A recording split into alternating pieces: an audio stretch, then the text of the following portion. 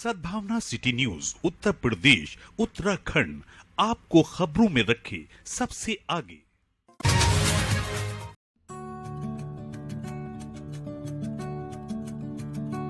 साहित्यिक मुरादाबाद की ओर से आयोजित समारोह में अंग्रेजी और हिंदी के वरिष्ठ साहित्यकार डॉक्टर R.C. शुक्ल की 4 काव्य कृतियां दिव्या, अनुबोध, जिंदगी एक गड्डी है ताश की और मृत्यु के ही सच का बस अर्थ है का लोकार्पण किया गया। साथ ही इस अवसर पर उन्हें श्रेष्ठ साहित्य साधक सम्मान 2022 से सम्मानित किया गया।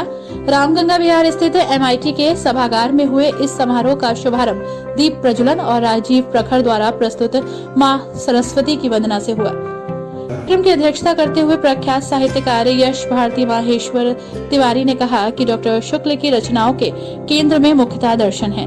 उनकी कविताओं में एक कथात्मक विन्यास मिलता है। वहीं मुख्य अतिथि डॉक्टर विशेष गुप्ता ने कहा है कि उनकी कविताओं में भारतीय संस्कृति और दर्शन का समावेश देखने को मिलता है। वहीं डॉक्टर मनोज रस्तोगी और योगेंद्र वर्मा व्योम के संयुक्त संचालन में आयोजित कार्यक्रम में मुख्य रूप से योगेंद्र पाल बिश्नोई, अमरीश गर्ग, डॉक्टर राकेश चक्र, राम सिंह निशंक, रामवीर सिंह, श्री कृष्ण शुक्ल, शिशुपाल उपस्थित रहे।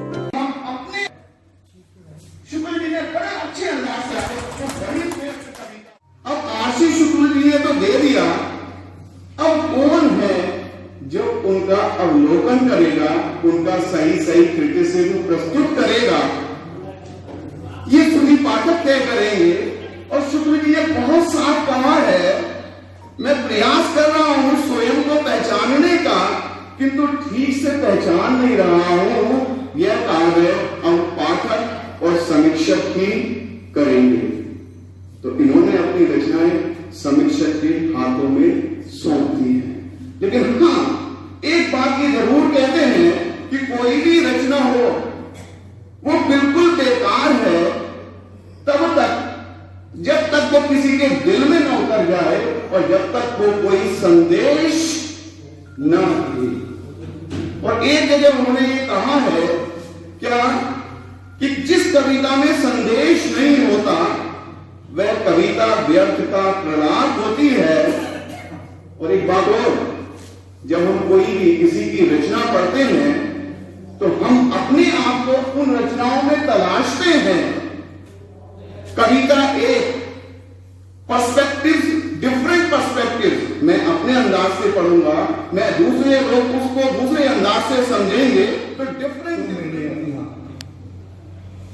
आत्महत्या करने का प्रण त्याग दिया। क्या बदल देता है?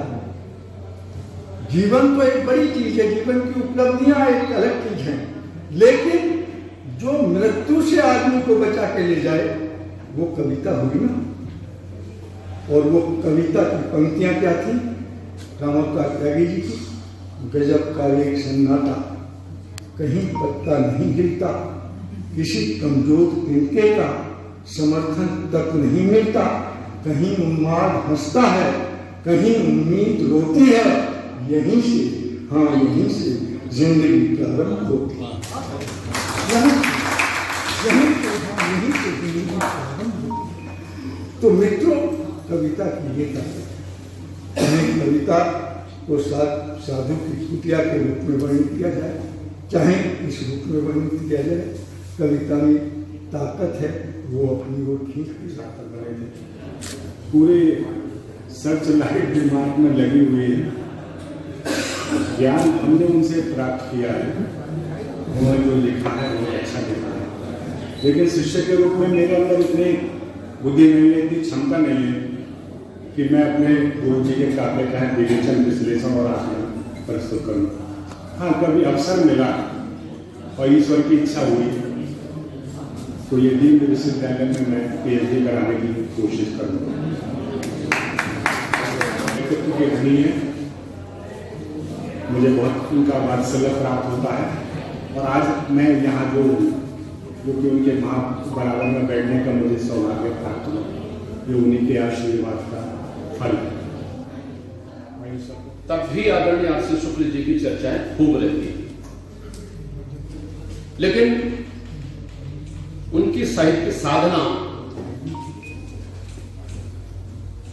उनके सेवानिवृत्ति के बाद इतनी ऊंचाई प्राप्त करेगी, इसके विषय में हम अनभिज्ञ थे।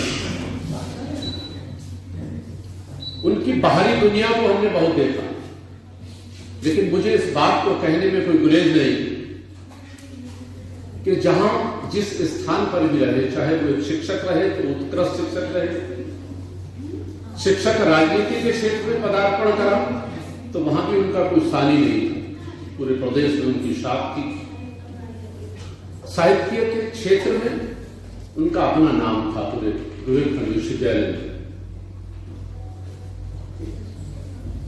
आरसी शुक्ला जी का बाहर की दुनिया से अंदर की ओर प्रवेश किया है। कई बार कहते हैं ना कि थ्योरी और रिसर्च और व्यवहार, कई बार जब सिद्धांतों का निर्माण होता है तो आज भी ये बहस कि क्या फील्ड से थ्योरी की तरफ आया जाए कि थ्योरी से फील्ड की तरफ जाया जाए। शोध में आज भी बहस जारी है अंतरराष्ट्रीय स्तर पर कि जो सिद्धांत बनते हैं कि पूरी दुनिया में सामाजिक समस्याओं को मापने और आंकने का साधन बनते हैं, उसके पीछे तो बहुत बड़ी साधना होती है फील्ड की। शुक्ल जी भले ही फील्ड में रहे, बाहर की जो एक्सट्रोवर्ट दुनिया थी उसने उनको इंट्रोवर्ट बनाकर तमाम घटनाओं से साक्षात्कार करा के अंतर्दर्शन कराया। क्योंकि जिन 50 कविताओं को इसमें शामिल किया है वो 10-5 मिनट के समय में इसका आकलन नहीं हो सकता। कोई भी साहित्यकार जिसको कहते हैं कि मिडनाइट ऑयल बर्न करना, कितनी बार मरता है, कितनी बार जलता है, सुलगता है, ताप से तपता है, तब दूसरा शेर है बहुत समझ है उसका, अपने भाषा के किनारों को मुतब्बिल कर लो, अब यहां कोई नहीं आएगा। तीसरा शेर है व्यास साहब का, जानता हूं, जानते हैं कि यहां कोई नहीं आएगा, क्या करें, घर में इंतजार करें। सच है, मृत्यु सबसे बड़ा सत्य है। ये शुक्ल जी कह रहे हैं, ये हमारे बहुत पहले कहा गया है, सारे संसार के बाद मृत्यु को बांध जाते हैं, या गीता में बैठा से जीवना में उठा के आए और वही नहीं, हमारे आज के अपने कवि तीर्थशेष मेरे की क्या देखते हैं, वो जन्म मृत्यु कुछ और सिर्फ इतनी बात है, किसी की आंख को नहीं, किसी को नहीं डाल गई, ये सत्य है। लेकिन हमारे साथ और भी भाव जुड़े हुए हैं।